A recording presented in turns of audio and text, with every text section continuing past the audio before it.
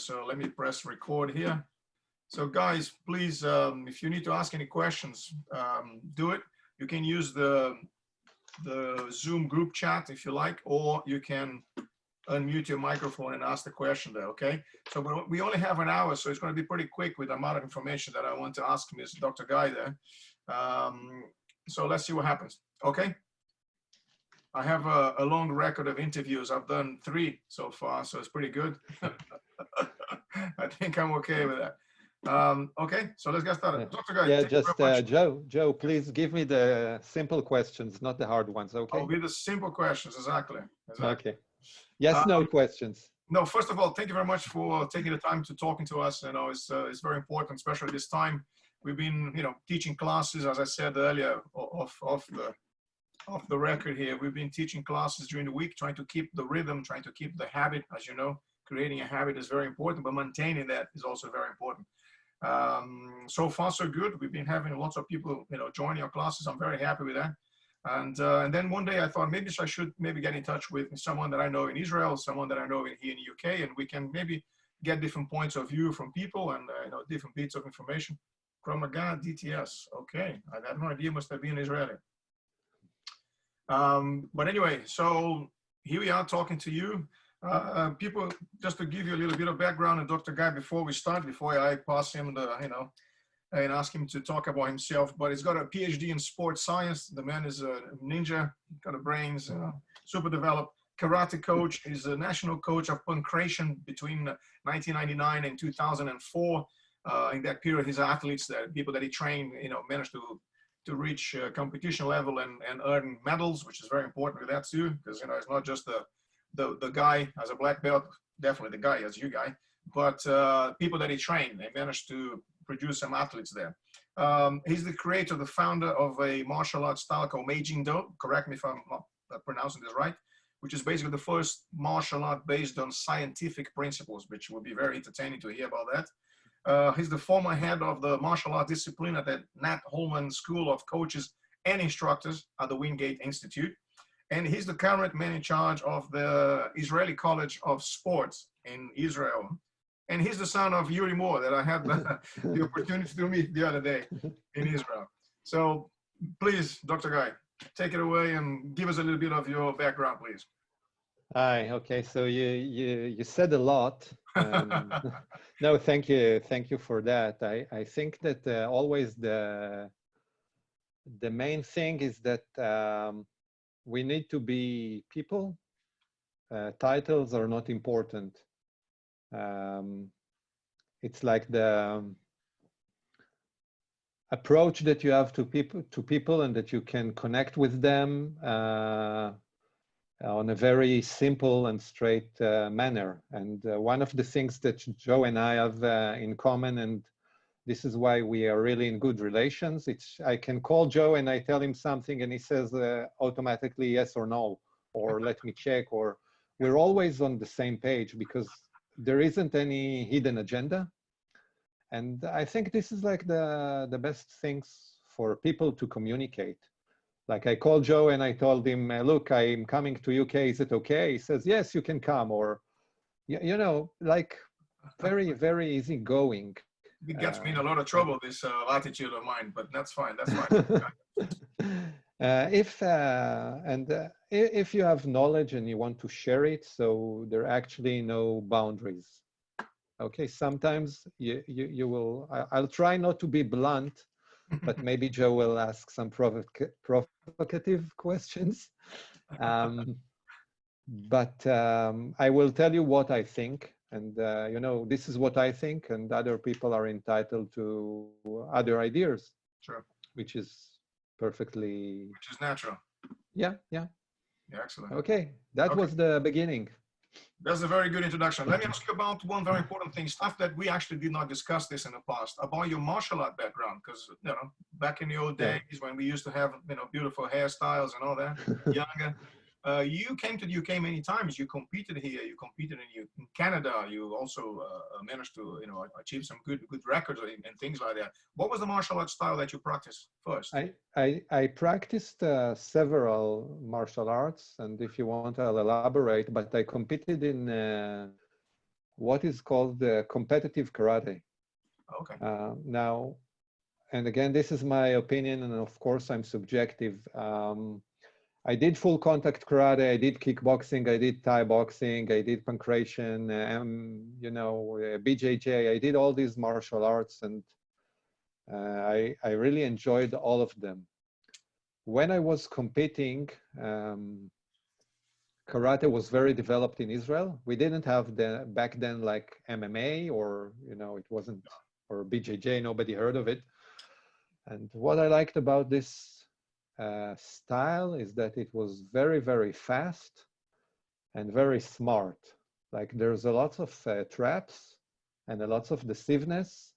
Right. And you have to be like any other martial arts, okay? The same in BJJ and MMA and everything. But Yeah. for me, I really like the speed and agility.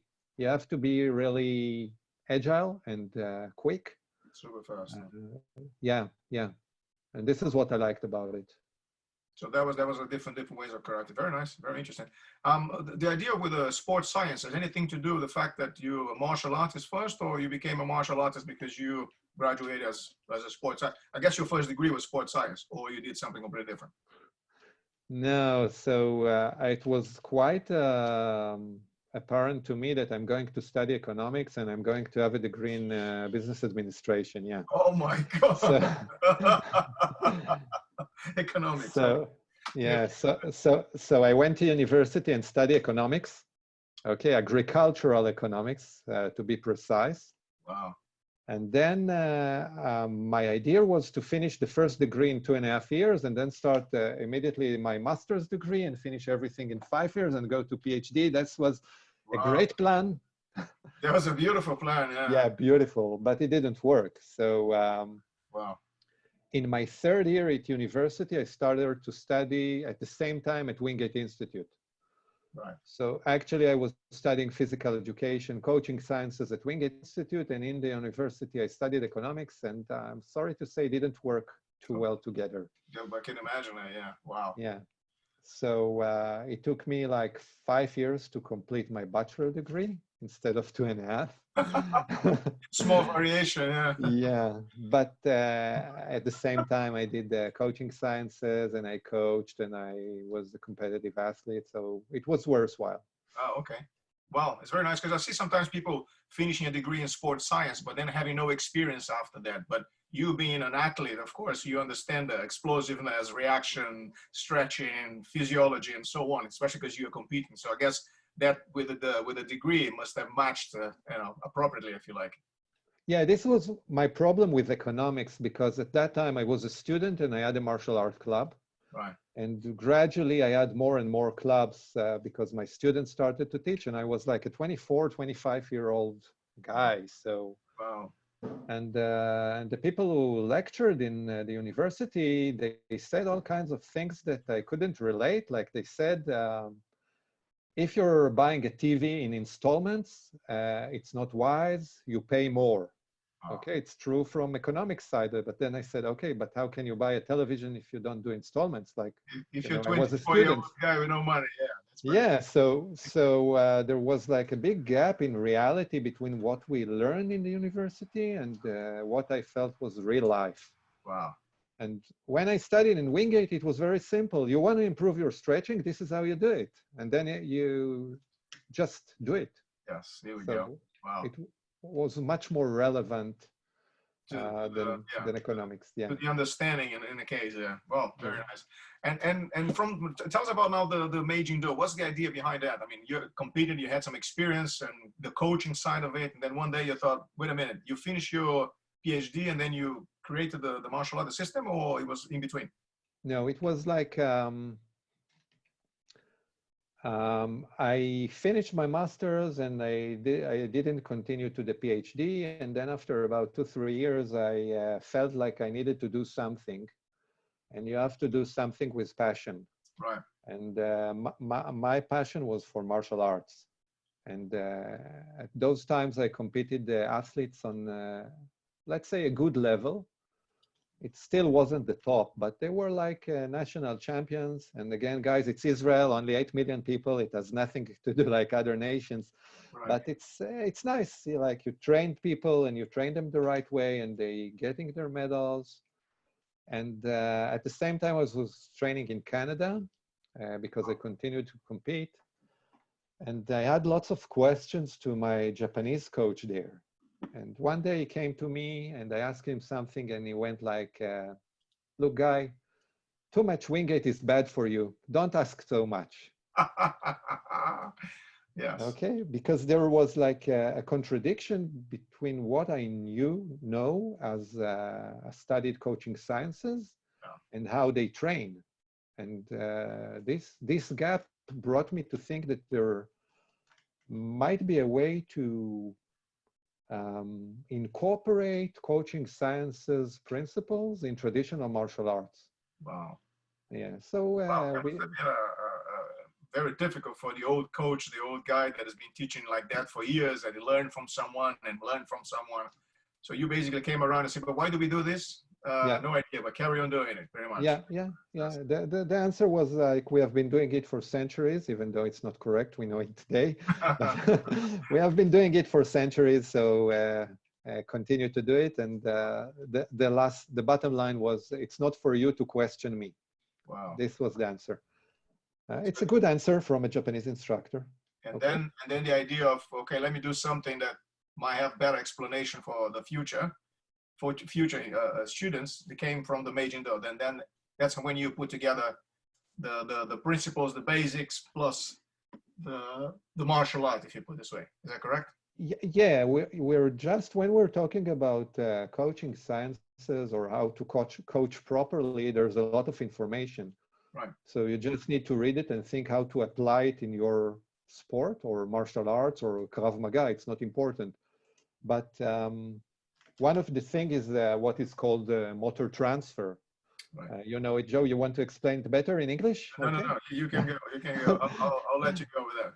Okay, because if you know a movement and you're learning a new movement, sometimes there is interference.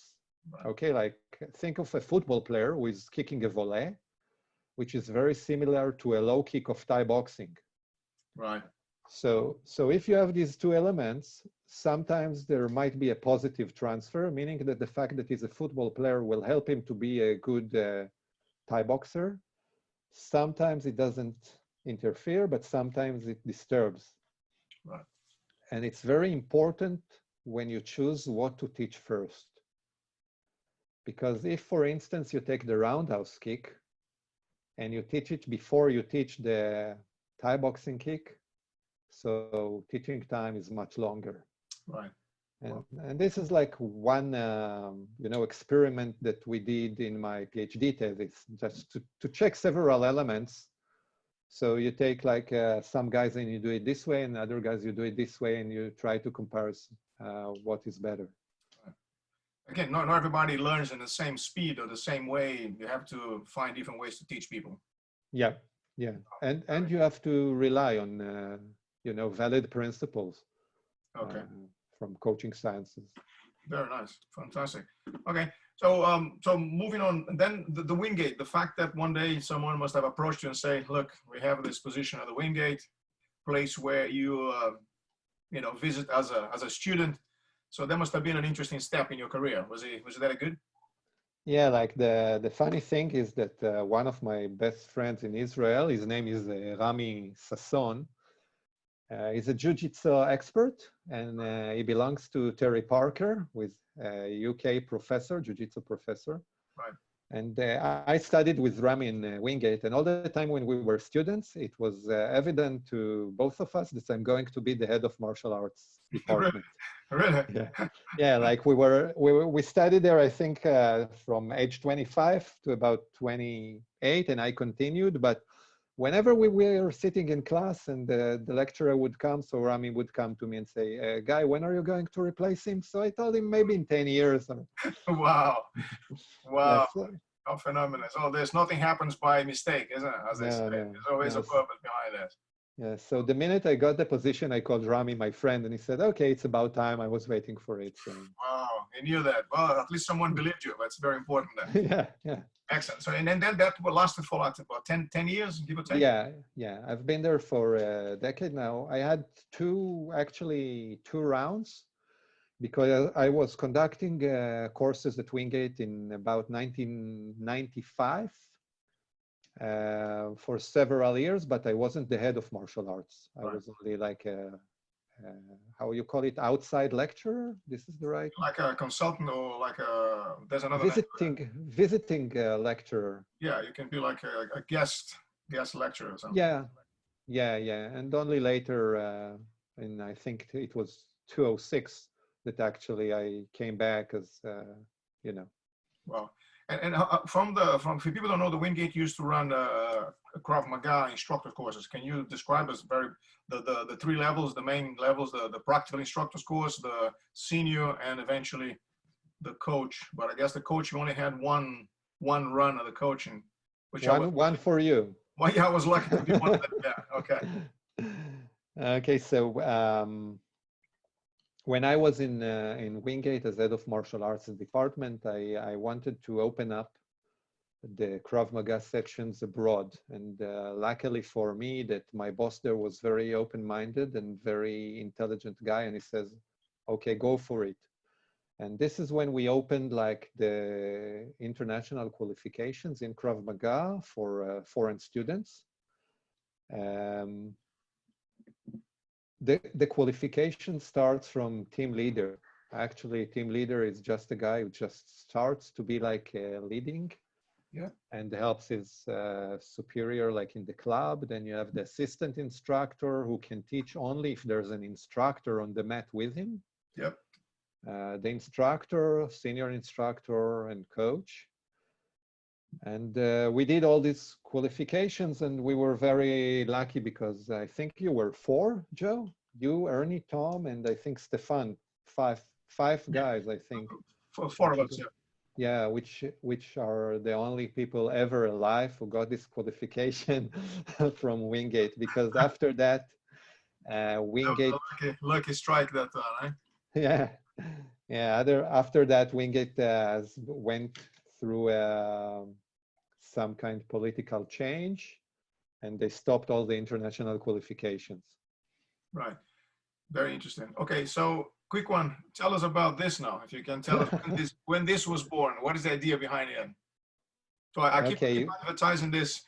I kept as a secret. I even used this book as part of our basic instructor level course. And I told them, look, this is a one of a kind. I managed to buy the last few booklets they had over there. There's no more. And then eventually you go, oh, now we are printing them on Amazon. I was like, oh, man. Good. Yeah, but they're only on yeah, go on. Only on e-format. You cannot have them hard copy. Aha, so. There we go. So lucky you people that got all that. Yeah. Tell us about how this came about. So what was the plan with that? Because let me just give you something. I trained with different organizations, different people in Israel, but for them to get to the point where they had some kind of instructor's manual, it took them a while. Everything was pretty much, you know, I'll show you the technique, I give you record a little video, go home and carry on training. So when this, you know, came about, when I put my hands on it, it was like, aha, hold on a second. This is not just like, you know, when people explain about Krav Maga because Emi wanted to do this way or whoever. So there's science behind, there's principles, is the academic point of view. Is that correct? Yep. Yeah. My very good colleague and best friend, Abi Moria, in my opinion, yeah. I'm just going to leave here because I'm sure people are going to be on typing Amazon now very quickly and trying to decide on. Tell me the name of the book again. Yeah, continue. Krav Maga, Teaching with Doubt. Yeah. See, I already got messages here. Like, yeah, keep going. So Abi Moria, which again is one of the most intelligent people, in my opinion, in the field of martial arts, and lots of experience as a guy who teaches instructors and coaches. We felt that there isn't any written material which actually summarize the knowledge of how to be a good instructor. with specially concerned to Krav Maga and martial arts instructing. Right. So we decided to write a manual, I think we can call it, just giving the fine points which can make people better instructors. Right. No, that was very good. I mean, I've been using this, as I said, with my instructors, and we sort of use this as a benchmark. Anyone starting the courses with us will be gone through that. That's the base of the foundation, for instance. Are you planning to write anything else after this? There's anything else on the pipeline that we don't know, but secret, just tell us, don't tell anyone else. No, we were thinking like we went over this book, and we, after a few years that we published it, and we said, do we need to fix it? So we went over it, and there was only like 2 minor changes, which are like more in the position of the paragraph in the book. Oh, okay. Yeah, that you think maybe this paragraph will be better here and this, but nothing too crucial. Okay. So yes, Abby and I have some more ideas, but we're very busy now. I can imagine. So yeah, I think we will find time to do something eventually. Right. So and then after this, the book, of course, you sold a whole lot. The initial print is gone, and you're going for now Amazon. So I hope we're gonna have more people going through the booklet. But are you also using this at the Israeli College of Sports? Are you using the same methodology, or if you like? Yeah, we're using the same methodology because we feel that this is a very good methodology. Right. What we're doing in the Israeli College of Sport, and Pavel is here, is that we don't teach anymore with presentations. Like when I was teaching in Wingate, we were like putting a presentation on the board and we were talking about it. But now when we teach, everything is like a conversation. Okay. So it is much more difficult for the lecturer, but I think that for the student, it's much more interesting. Okay. Because they come to a class and we have like a topic and we have questions and we have arguments, which is very good. And they're working in groups and they need to present whatever they are doing. Right, right. And if you have like 3, 4, or 5 groups and each has like a different idea, so this is, I think, what characterizes adults learning. Wow. Instead of children learning. It's totally different approach. And Pavel can do with the head like this, I hope. And it's not in yes. Yeah. But we feel like the feedbacks that we're getting from the students is that they're really enjoying this type of teaching method. See what you just did now. I have to go through everything again with you on our Israeli College as well, so in order to get qualified again. And people keep asking, why do you do this again? Because it's fun, it's nice, it's always nice to learn new stuff, different ways of teaching, different approaches, not just the same old. Okay, so tell us about the Israeli College of Sports then. So what is the idea? What is that, people watching this, if they want to go to Israel and train with you, what you guys offer in terms of qualification, what are the requirements and so on? I know you have a website, which I'm going to put it underneath this here later, but coming from you're the man. Okay. Okay, thank you. So first of all, the Israeli College of Sports is an Israeli accredited college. We're dealing with lots of activities, not only martial arts or Krav Maga. We have handball and volleyball and athletics and canoeing and even pole dancing. Okay. Oh, there you go. Yeah, it's a new course. It starts today. Okay, if you want to join. And it starts online. Yeah. And so we have lots of activities. And basically our man in the UK is Joe. So wow. if anyone wants to join any of our activities as a foreign student, just call Joe and take it from there. And we also can do courses in UK with Joe, because Joe is, how you say, official representative, and yeah, you can say that. Very professional person that we trust. So we have guys in Spain, and we have guys in America, and we have guys in Portugal, and we have Joe in UK. Wow. Nice one. Nice one. Good. As soon as this lockdown scenario, as soon as we can go out and hug people again and kiss them, we'll be able to train Krav Maga again. So we are just trying to find out how long is it going to take there. But I'm sure people are going to go back to Israel and attend some of the events. I wanted to meet you the last time I was there, but Yeah, I that know. week was the weirdest week ever. I mean, I've been to Israel. We're doing, wars and scenarios, things were happening in Israel. But that last one was the worst one. I've never seen anything like that. The fact that every day we were supposed to leave, and we managed to survive the whole week. But the day I had the opportunity to maybe to meet you there, it didn't work out. So you had other things. So we unfortunately couldn't meet them, but next time for sure you're gonna do it. Yeah, it was, yeah. One more question now regarding the research, because again, every man and his dog, as we have this expression here in the UK, it means everybody talks about Krav Maga, and everybody, it was Imi's favorite student, Imi's little kid, little son, pictures with Imi, look at me. So everybody puts Krav Maga in a way that as if that's the truth. That was Imi, that was me, and now that's you, my student. You know what I mean? Kiss my hand. So, but you did something different. You actually went down not the psychological, but what's the word? The academic. The academic way, yes, academic way. And you've done a very interesting research. Again, stuff that I've never seen in all my years training Krav Maga in different organizations, different people. Can you talk about the research? Yeah. Why the idea behind the research? Okay, so one of my colleagues in Israel, his name is Moti Nativ, and he's a very serious guy. And at one time he heard one of the conversation or something that we had, and then, we were all brought up. Yeah. This guy here. Yeah, we were all brought up knowing that Imi invented Krav Maga. And then Moti Nativ came to me and he said, look, it's not true. So I told him, what do you mean? He says, it's not true. Check it up. So because I was the head of martial arts discipline at Wingate Institute, I felt that we couldn't teach or transfer knowledge which was not properly examined. Right.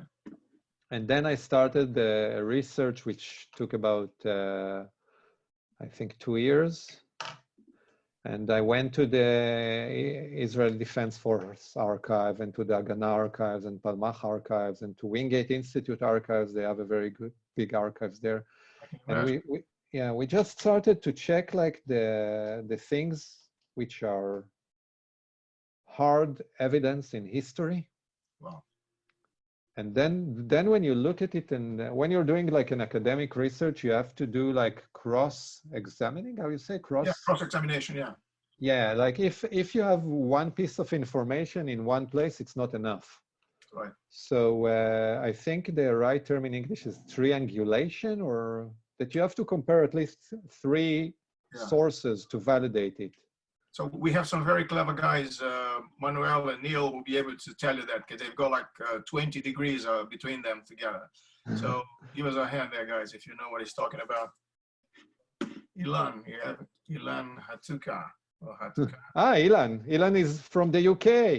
Is it? Yeah. Ilan is the... Ilan, are you here? Where are you?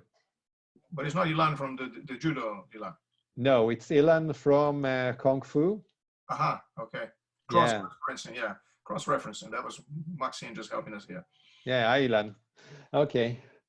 So the idea was to actually check what is real. And then what I've discovered is like when you're going according to the history, which is documented in Israeli archives and history books.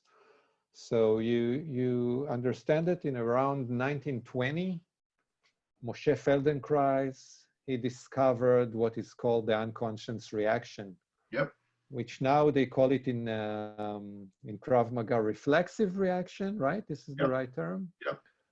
And what he did is like the Israeli guys had lots of problems with Arab residents, lots of quarrels, and lots of violence. And the Jewish guys studied jiu-jitsu and all kinds of things which eventually didn't work in real fighting.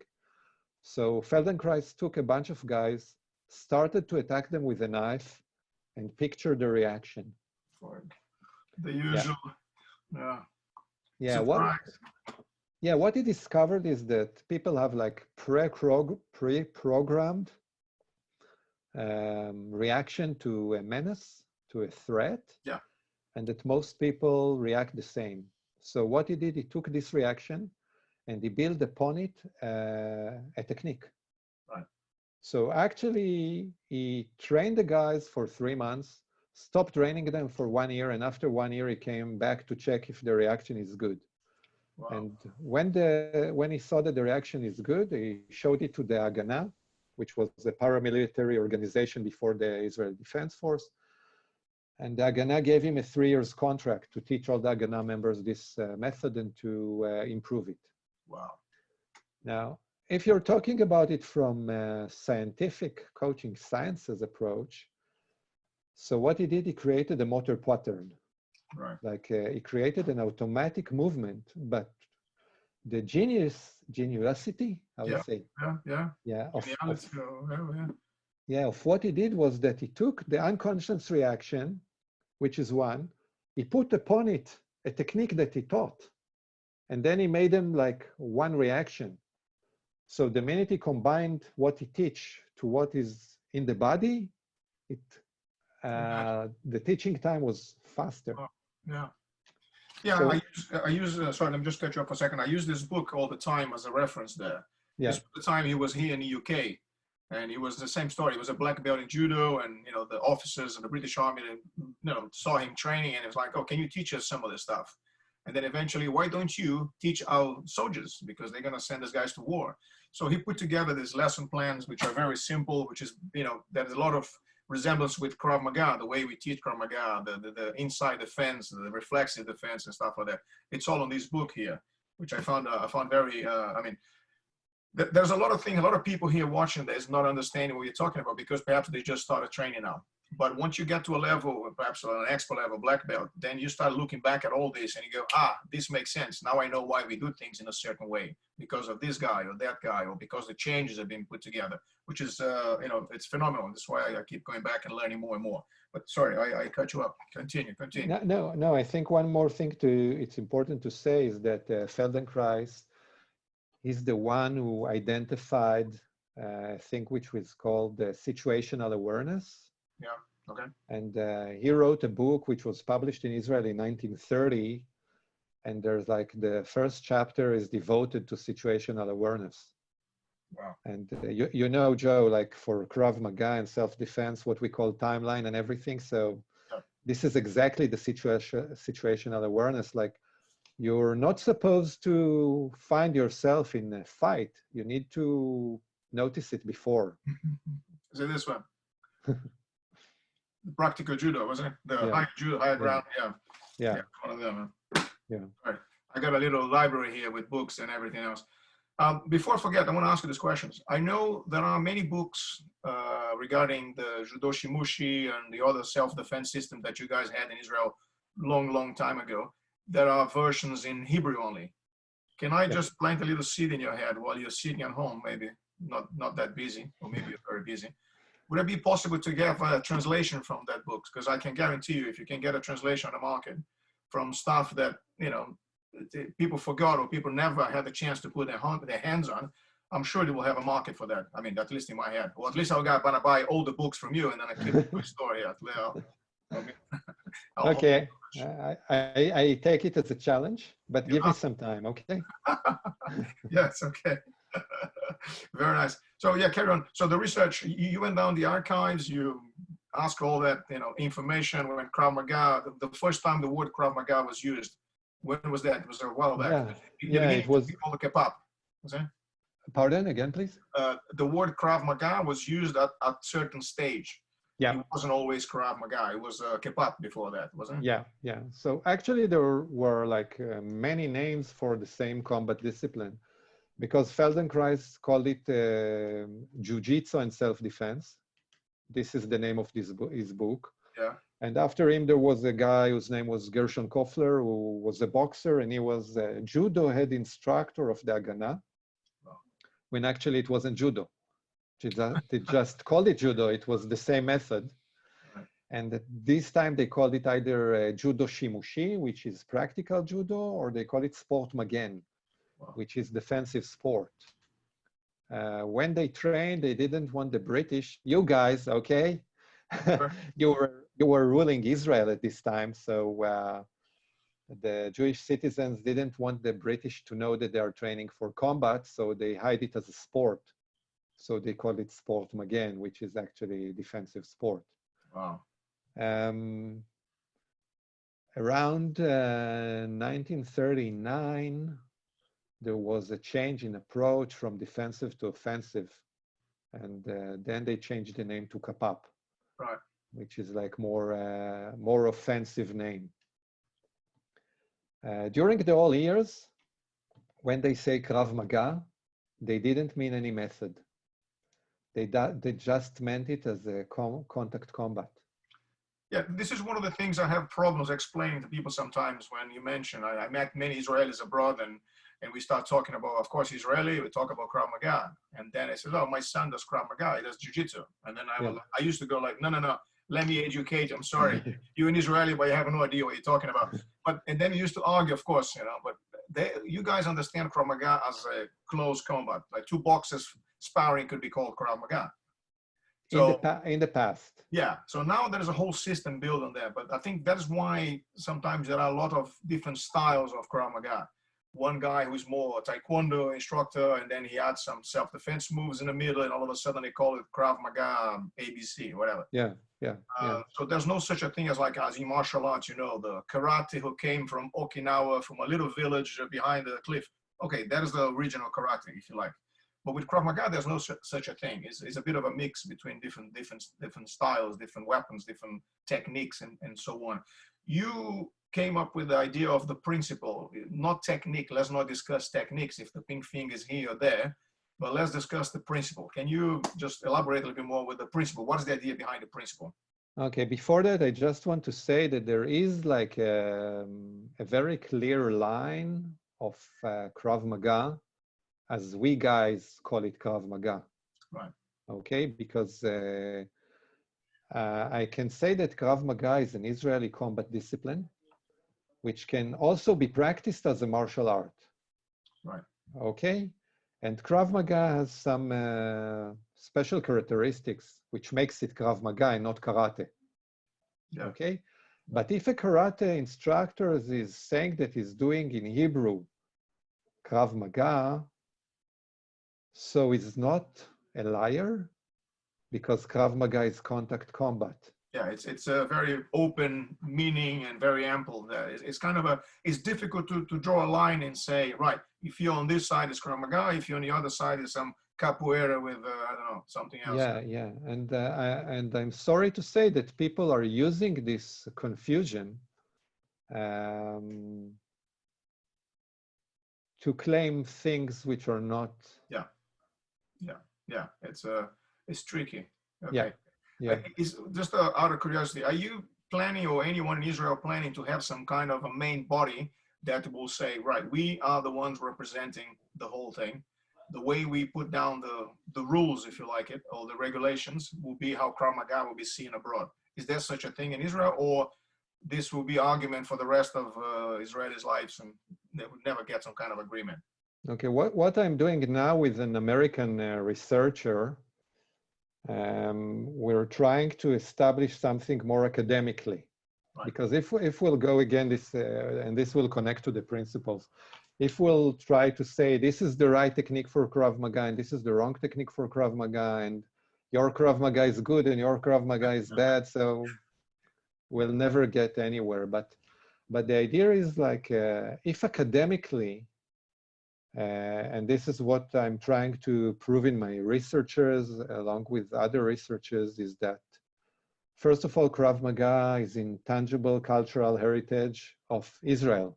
Right. It doesn't belong to anyone. Sorry to say, but it's not Imi's. It's much bigger. Yes. Yeah, and the first person who actually created the concept is Moshe Feldenkrais. Right. Okay, and this is documented And only about, I think, 25 years later did IMI came to Israel.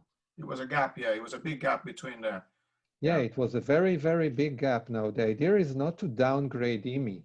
For sure, yeah. No Yeah, disrespect, for sure. But yeah, when because you look at the timeline, for instance, Moshe never had any students in Israel. The ones he had probably are not alive anymore. So nobody can claim that I'm a black belt from Moshe. There's a picture of me and Moshe together. Watch this. yeah, There's no such a thing. So the one who was available, one who put everything together and lapidated the style for them, small details, I guess it was Imi.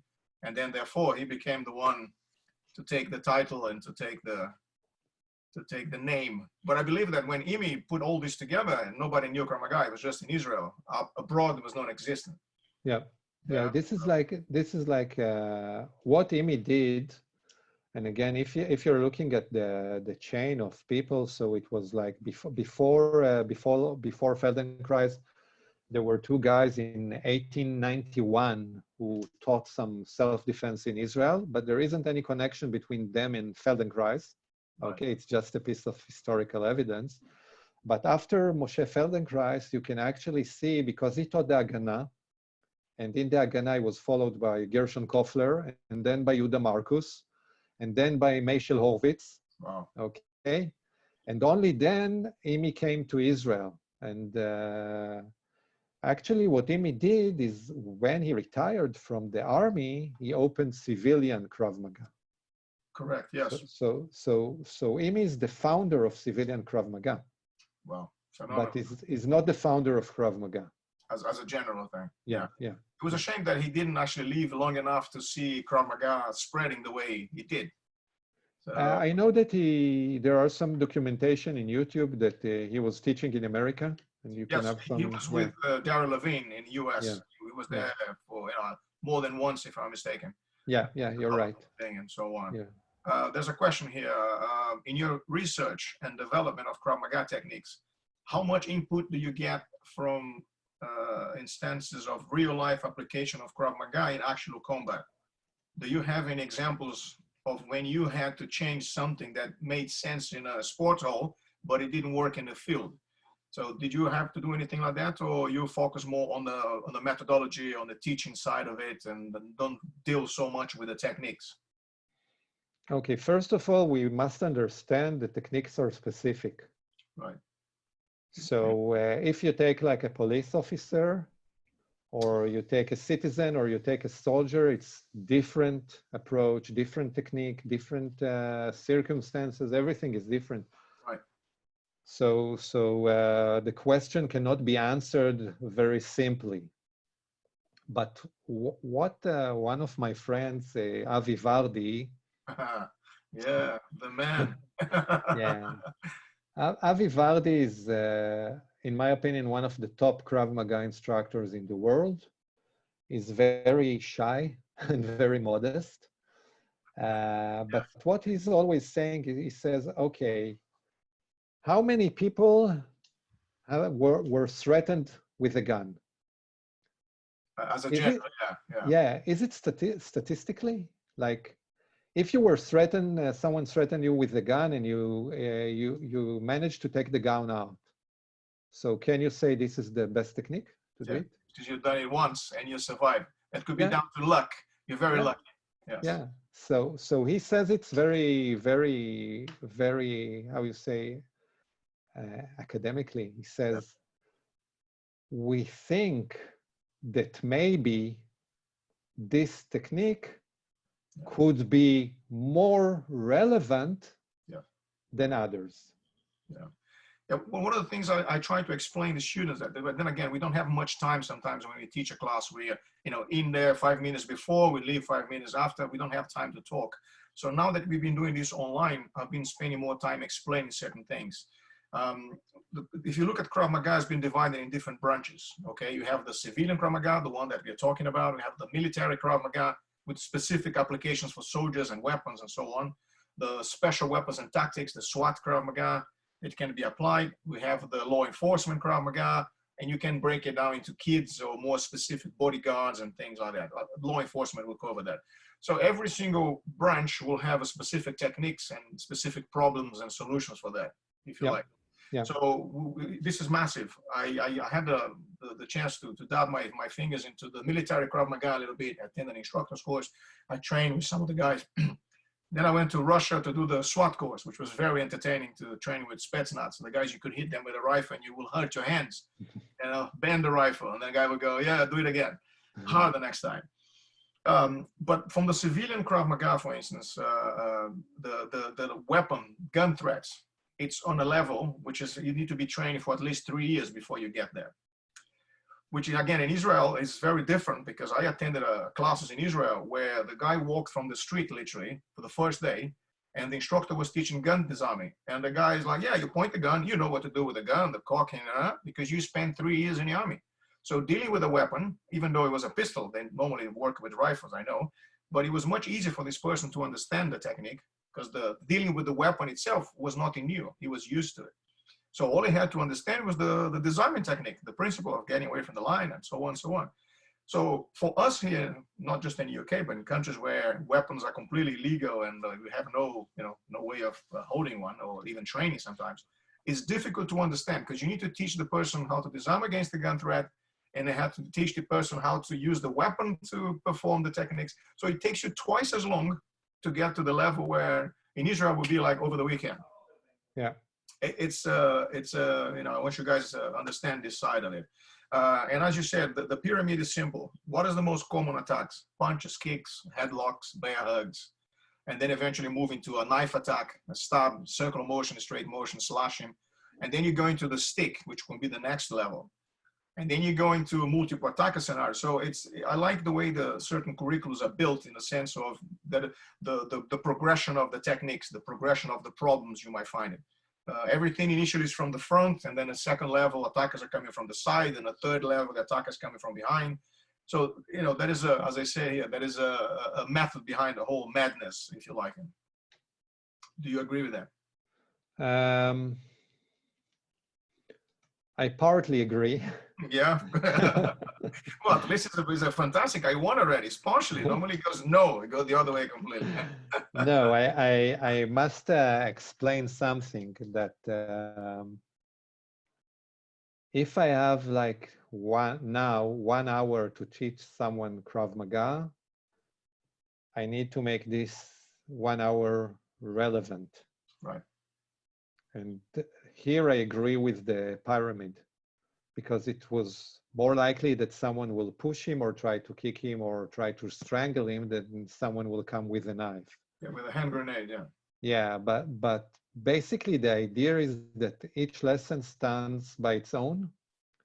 And from each lesson, the person needs to come out with better chances to survive a real attack. Right. Now, what people forget, because people tend to train like 6 months or 1 year and they say, okay, I got it. But this is not true. Okay, because, and here I totally agree with you, because first of all, your reactions must be trained all the time, otherwise they slow down. So you cannot think that now you're as fast as you were like when you were 20, or even if you are 40 and you don't train. Yeah, you have to train, because your body forgets. And it's not true to say that the body doesn't forget, okay? Like scientifically, when you're learning a movement and you create a motor pattern in your brain, think of all the nerves, which actually they need to be connected to make this motor pattern. But if you don't train them again and again, they just go away. So your reaction is slower and your position is not as accurate. And this might be the difference between life and death. Right. This is why I really appreciate Krav Maga as a martial art, because it's a way of life. So people can train 3 years, 5 years, 10 years, 20 years, and they keep their alertness and their abilities on high performance. Right. You need to keep sharpening the knife, sharpening the tools. Yeah, yeah. And you have to do it all the time. Otherwise, you lose it. Very interesting. Yeah. Yeah. What does it say here? What can he say about Fairbanks and Sykes and and the influence in Krav Maga. Is anything that you, in your research, the British guys that developed a lot of stuff during the Second World War with commandos and stuff like that? Did these guys? I mean, because when you watch the videos, so we're going back a little off the track here, but never mind. That's very typical of Joe. You watch video of these guys performing techniques on YouTube. They even have like funny masks to identify themselves. But of course, everybody knew them. But the point is, you see them the way they bring a knee up, the way the guy lifts his knee to strike the groin. And then you watch a video of Emi performing a technique. It's exactly the same way. So along the way, these guys went to, back then, Palestine, and then eventually developed, and they taught the Haganah, and they had instructors being formed under them, and then they left. So you can say that the way these guys taught, they have some kind of an influence in the way Krav Maga was developed. Would that be correct? Do you know what I'm talking about, the Fairbairn Sykes? No? Nothing came up in your research or anything like that? Nothing. Wow. Okay. Yeah, it's interesting. It's nice to know that. We have like, we have like the documentations of Feldenkrais, and then we have the documentation of the Judo Shimushi.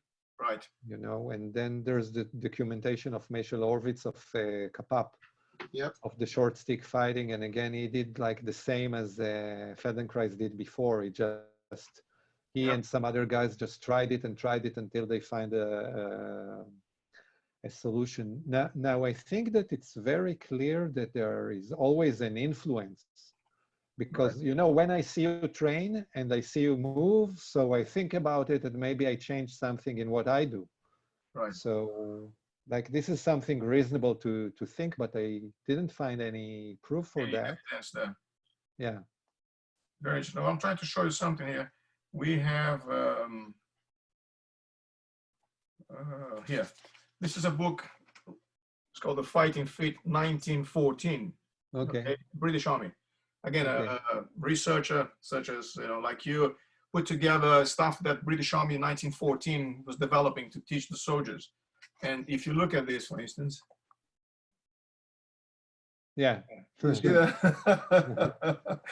So, there's a lot of this kind of stuff that the more you look at those books, you see a little bit of influence here and there. And I guess back in the day, between 1880 to 1920, there was a lot of very quick development when it came to self-defense. They have to learn and improve and develop new stuff there. Yeah. But anyway, okay. Any more questions? I want to ask you more regarding the research. What is this? Your research was pretty much you going to your kids and telling them Santa does not exist. It's your Uncle John with a beard and a funny hat.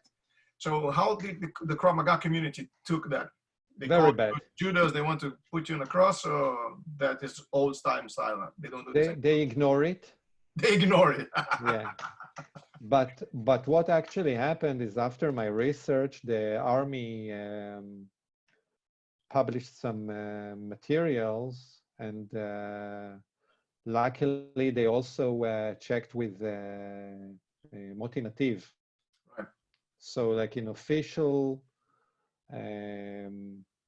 IDF documentation, they changed.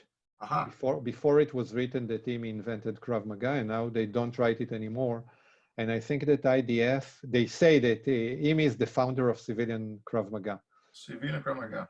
Yeah, so I think that this is like, for our community, it's a major change, because the Israeli Defense Force is like the validation for everything. Yeah. So if they change it, so it's a good position. Very interesting.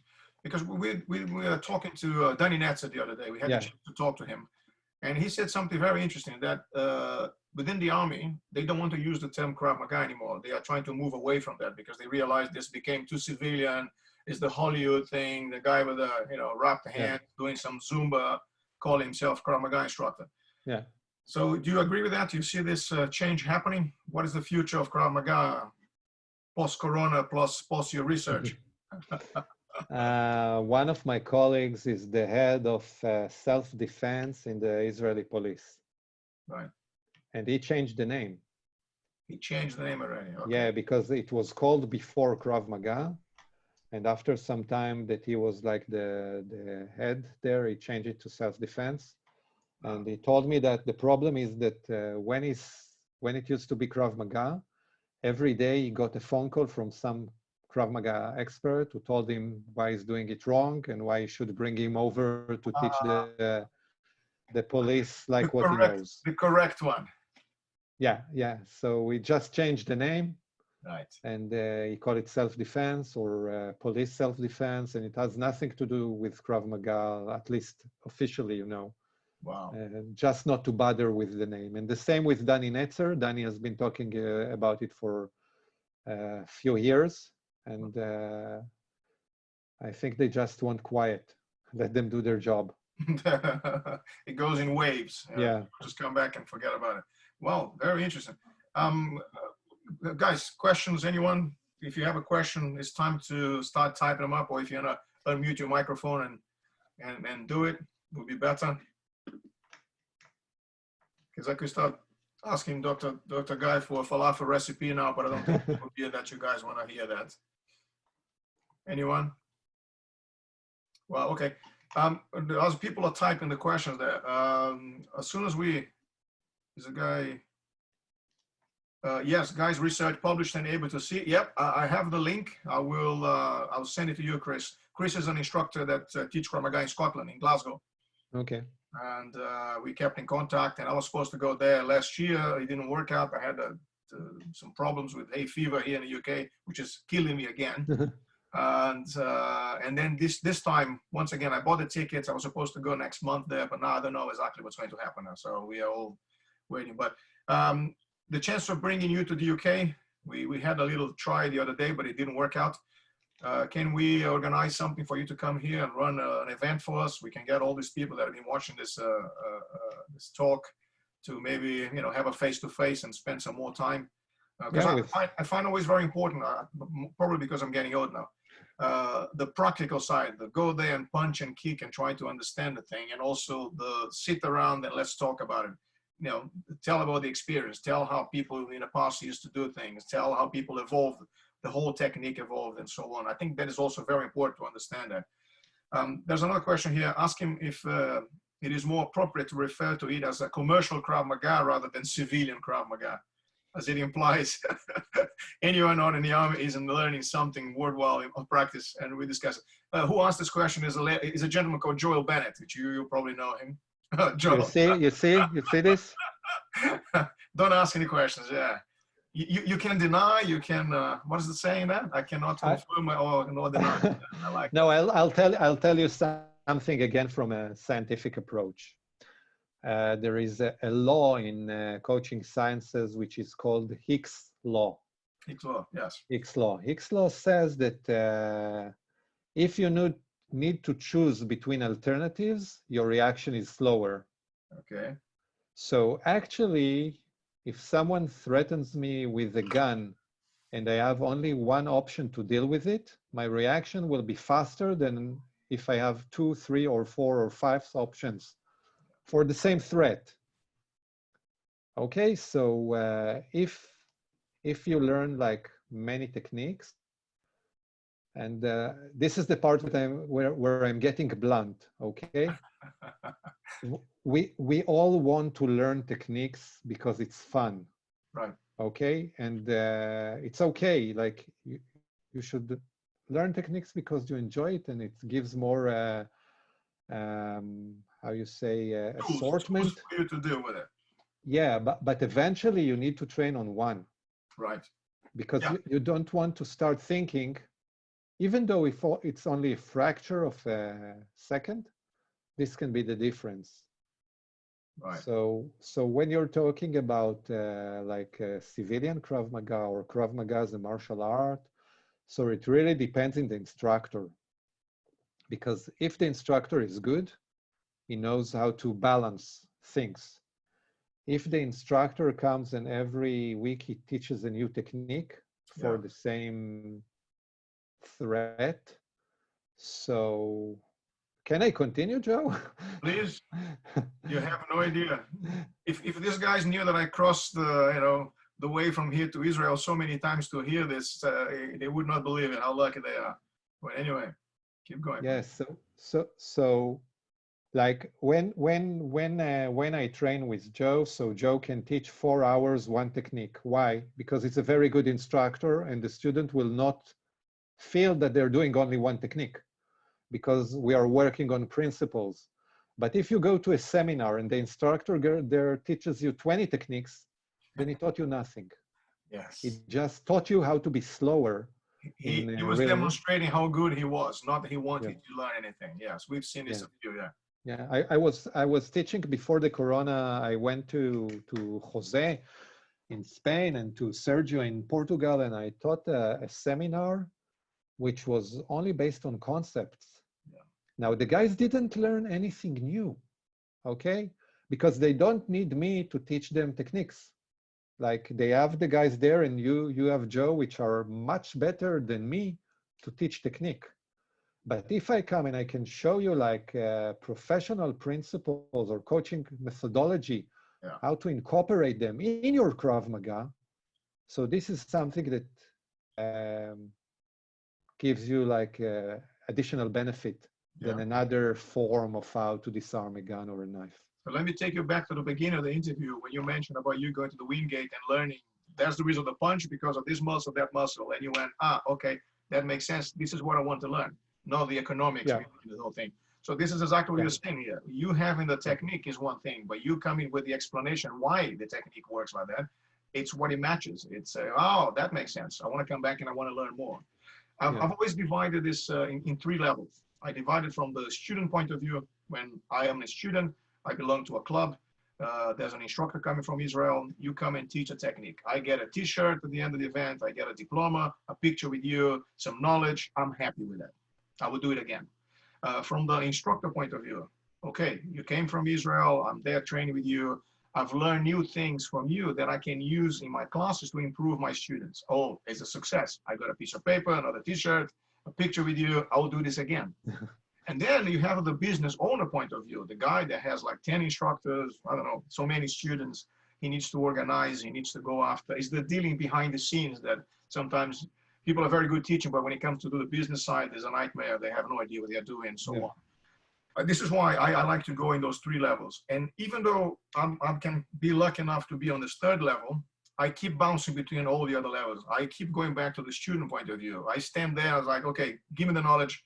Maybe one sentence you made, okay, let me write this down because this will be the next t-shirt, you know, this kind of stuff. I still find this very important, very relevant to everything. This is why I keep saying to people when we have this conversation with guests such as you, is that maybe it will not make sense today, but if you watch this in 5 years' time, you're going to go, I've been training Krav Maga for 5 years. Now I know exactly what those guys are talking about. Does that make sense? Yeah. What I'd like to add is like last time again with Jose in Spain. Krav Maga 360 or 360 Krav Maga. Krav. Yeah. I always give like open tasks. Like I ask them to do something, but I don't direct how to do it. And this is the best way for people to move. And this is the best way that you learn. Me as the guy who's teaching, I learn new things. Because when you don't give them like the specific guidelines, they act very naturally. And then you get like very, very good ideas and very, very good reactions.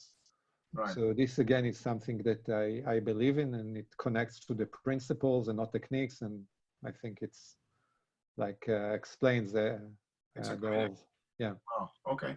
Tibu was saying that, one kick 1,000 times better than 1,000 kicks once. Yeah, it's keep it simple, keep it realistic, keep it keep training. Good. Also, do you see the Krav Maga techniques evolving further within the different countries, different threats? Example, in Brazil, people have more guns. You go out on the street, there's a kid with an AK-47 pointing at you. Welcome to Brazil. Give me your wallet. Knives in the UK, for instance, there's a lot of knives here. Does that change from country to country? Because I can answer that question, but I'd rather have you answer that. Do you see the difference when people are going from different countries to Israel? They approach you and says, right, we want a workshop specific with weapons, or we want a specific with knives and sticks or something like that? Again, I will try to answer it, more like from a scientific point of view. Like there's a matter of culture, and Joe, that like there's a distance between people when they are talking, and it's a matter of culture. Yes. Like in the Mediterranean, I think that we and the Italian and the Spanish are standing much closer to one another. And if you meet someone, even if you don't know him too well, you hug him. No, really, this is, yeah, I know, this I know. is the custom. I'm laughing because I'm exactly like that. Yeah. Yeah, yeah. So again, if you follow the principles, you have to develop the right techniques for the right situation. Right. And every Krav Maga expert needs to do what is relevant for his surroundings, his location, for location and culture and nation. And one short example, like I don't remember how long it was, but at one point, terrorists started to try to kidnap rifles from soldiers. So this forced the military Krav Maga to change techniques and approach and principles. So terrorists could not kidnap rifles. Yeah. Now it's something that wasn't there like 20 or 30 years before. Okay. So you have to adopt. And I think the same is to what you say. If like in UK now, there's more problem with knives, so you have to adopt. So you have to find a solution. Yeah, yeah, yeah. Well, okay. Yeah, one of the things we try to teach a lot in classes, because we have classes very close to where we had attacks in central London. So it's kind of a tricky sometimes when you mention, look, we're going to be training this here, and 200 yards that way is where people got killed the other day. So that changed the mindset in class very quickly. They go from smiling, very happy, to, oopsie, let me focus because it can be me next time. The other question here we had is, what specific aspects of life in Israel contribute most to the Krav Maga mindset? So I like in Israel because when you get there, you walk into another dimension. You open a door, step in, close behind you, and now it's like, give me 2 of this, give me 3 of those. No, I'll pay half of it. There's always this very upfront, very on your face, which is very normal for you guys there. But the foreigners tend to be a little like shy in the beginning. Does that is part of the Krav Maga mindset? You can say that? I think that first of all, we have guards in the entrance to the mall. Right? And you don't have it in the UK? We might have a security guy there that if you sneeze at him, he will probably fall back and run away. Yeah. Yeah. He's there because of insurance, not because he wants to do a proper job. Yeah. Yeah, and you don't see as many people with rifles and the guns in the streets, and you don't see. So we not all Israelis, but if you're an Israelis doing martial arts, you're all the time in alert. Right. So whenever I walk in the streets and someone comes in front of me, I want to see their hands. If I don't see both hands, then I'm a little bit more alert. Okay, and this is something that if you see a bag just standing, on the pavement in Israel, they will call the police. Straight away, yeah. Yeah, because the bag shouldn't be there. Got it. So it can be a bomb. So like our mentality is more alertness. Yes. And people are taking here lots of medication for it. So yeah, which is another story. We could talk about this for another 5 hours. Yeah. Wow, phenomenal. Guys, any more questions? We've been we gone through the 60 minutes that we agree initially, and wow, let's go. One other interesting detail would be to ask Dr. Guy to explain to our guys about the. I cannot see it very clear. It looks like. Joe, put on your glasses. No. It's not that. He wrote some specific here. Maxine is half Israeli, half a secret agent or something like that. So he wrote very specific question regarding something around your room there. But never mind. We'll ask that question another day. Yeah. It's the room, Maxim. It's Mamad. Yeah, it's the shelter. If this is the question, yes, I'm in the shelter. Yes, yeah. Yeah, I saw this one up there. This is the only place in the world that I've been to where people go to buy a house, but the first thing they check is not actually the living room, the garden. Let's check the bunker. If the bunker is good, we'll go for it. Yeah. It's very unique, yeah. Okay, Guys, if you have no more questions, I would thank Dr. Guy for the time. Thank you very much once again. I'm sure, as I said, I've learned more from this. Can I add something? Wow, who's this? Pavel. Pavel, fire them up, Pavel. Pavel. There in Israel itself, it's many different styles of Krav Maga. I don't understand how it's possible. How when it's created and why it's so different. Pavel, if I had asked that question, I would be killed. But you asked the question. Congratulations. I forgot. Dr. Guy. The answer is very simple: commercial. And everybody wants to be the man. So actually, you know, I'll give you an example from karate. There is a style that holds his hand like this, and another style who holds his hand like this. Right. Okay. Yeah. Right. But okay. One is better. But the first one is better. Yeah. So when you're trying to disarm a gun, some people say you have to put your little finger here and the other finger here, which is very important. Yeah. So again, how can a guy become a master, like in his own mind, if he doesn't change anything? Yeah. But they don't understand that like real masters don't need this, can I say, Joe, bullshit? Yes, you yes, don't need all this bullshit. Going from me, it would be a bad word. Yeah. Yeah, like again, this goes back to what I said in the first sentence: is be a person, be an honest person, be a nice person, try to share knowledge, and always realize that the other guy also knows, and he might knows much more than you. So just be open enough to accept it. Then you can say if you want to do it or not, but to be really open and to really listen to what he's saying or to his argument without being judgmental, yeah. It's very difficult. And this is, I think, as people, you know, this is all of us, we should do it. Not be judgmentals and try to be open to other people and other line of thinking. Fantastic. Well, here we go, guys. Another nugget. Yeah, knowledge is very important. Okay, so we are organizing another event in Israel very soon. My mind is never stops. I wake up in the middle of the night with ideas.